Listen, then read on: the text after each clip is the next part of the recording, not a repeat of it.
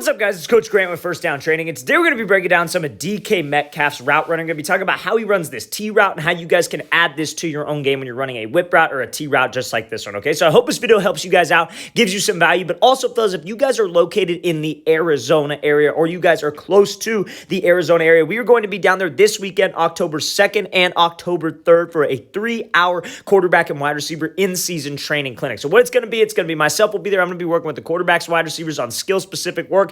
And we're going to be bringing out a speed coach to help you guys with 40-yard dash mechanics, overall running mechanics, and to improve your overall athleticism. So if you guys are local to that area, you want to come out, get some great work in on Saturday and Sunday of this weekend, October 2nd and 3rd, check out that very first link in the description below. Access for you guys to sign up right away. We only have about 5 spots left because this clinic did fill up pretty quickly. So I hope you guys could check that out. Let's get started with this video. So now, first things first here, we're looking at this route from Metcalf. Now, this is a T route, but this will probably be more realistic to helping you guys on a whip route, okay? Because we're mainly going to be focusing on the route, because again, what you guys should know about any kind of offense, right, is the breaks will stay the same, but the routes will change, right? So Metcalf's going to be running this like kind of out route, then back in route. It looks like the letter T. That's why I refer to it as a T route. That's what I was always coached on it. But when guys run a whip route, it's the same kind of break. When they break to the slant and then they break this thing back to the outside and they keep their chest and their hips parallel to the line of scrimmage. So you see when Metcalf runs this, the number one goal is we're trying to sell an out route, right? So the 3 things that have to sell this actual route have got to be your eyes, your shoulders, and your hips got to commit to it, and we got to be fast. Those are the 3 things that's going to make a DB commit, right? Because we can't do one without the other 3. If you just look with your eyes back to the ball, but your shoulders and your hips are drifting back upfield, or you start to turn too early with your body language, DB's going to sit on it, right? And then if I snap my eyes, but my steps are super choppy, DB's going to sit on this thing. So as soon as I break to that out route, I got to have some speed and I got to be able to run. Now, Metcalf understands that when you guys have speed,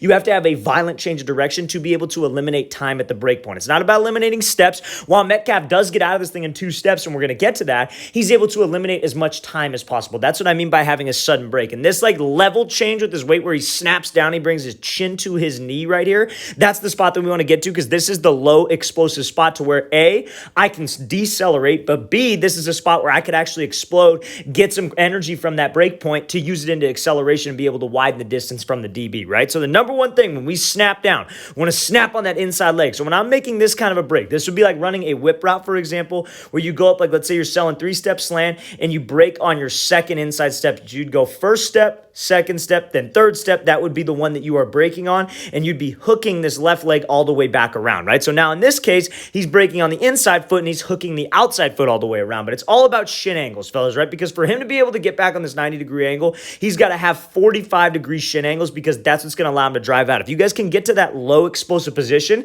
and then be powerful with your steps, that's how you guys can eliminate steps as well as eliminating time. Now, this shin angle thing is important, right? You might think that's super technical, right? Why is he talking about shin angles? How can I worry about that? You can't when you're in an actual game, but in practice, it's all about repetition. So all this stuff becomes automated when you're actually out on the field. When you have these positive shin angles, you can push off of this leg. And you see how Metcalf drives. He drives off of that right leg. He snaps, hooks the leg around, gets his hips and his shoulders parallel to that line of scrimmage, and then he's able to push off of there. That's how you guys are able to change direction on a dime while selling the first break of this double move, and then being able to put yourself in an explosive spot to accelerate out. Anybody could get to this spot. Anybody could get that DB to overcommit on a route. Anybody could get him to drive, but not everybody can keep separation, get out of the break efficiently, and have that acceleration back to the ball. It's a great job there by Metcalf working this route. Let's watch it again full speed one more time. Great job running, selling this thing, being violent with his hips, then hooking that outside leg all the way around. All right, guys, I really hope this video gave you guys some value and it helped you guys out, taught you a few new things about route running. If you guys have any questions at all, don't hesitate to leave those in the comments below.